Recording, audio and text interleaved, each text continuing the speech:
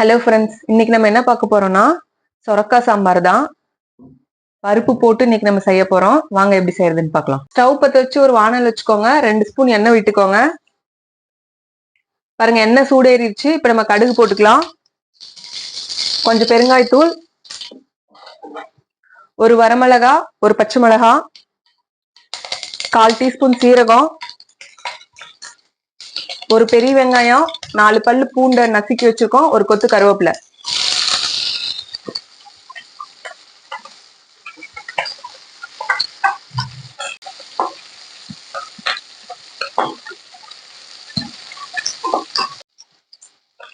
ஒரு தக்காளி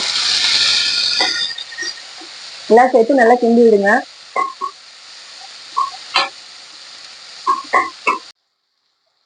இதோட நம்ம கட் பண்ணி வச்சிருக்க சொரக்காயும் சேர்த்துக்கலாம்.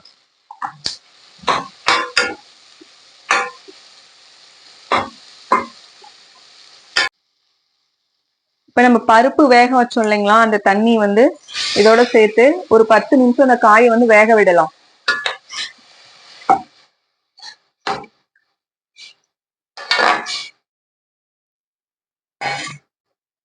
தேவையான அளவு உப்பு சேர்த்து நல்லா வேக விடுங்க. பாருங்க, காய் நல்லா வெந்துருச்சு. நம்ம இப்ப இதோட நம்ம வேக வச்ச பருப்பை இதோட சேர்த்துக்கலாம்.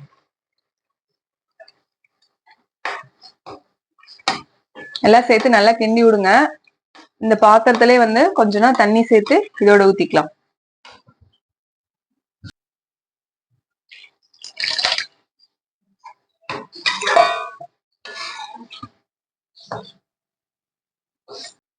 இப்ப இதோட ஒரு நெல்லிக்காய் சைஸ் புளி எடுத்து நம்ம கரைச்சி எடுத்திருக்கோம்.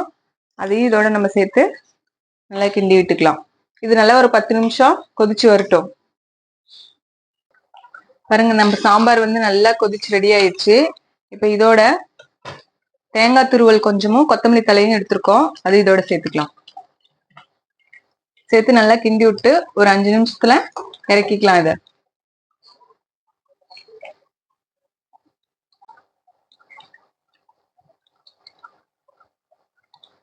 அவ்வளவுதாங்க. பாருங்க, நல்லா கொதிச்சு நம்ம சாம்பார் ரெடி ஆயிடுச்சு.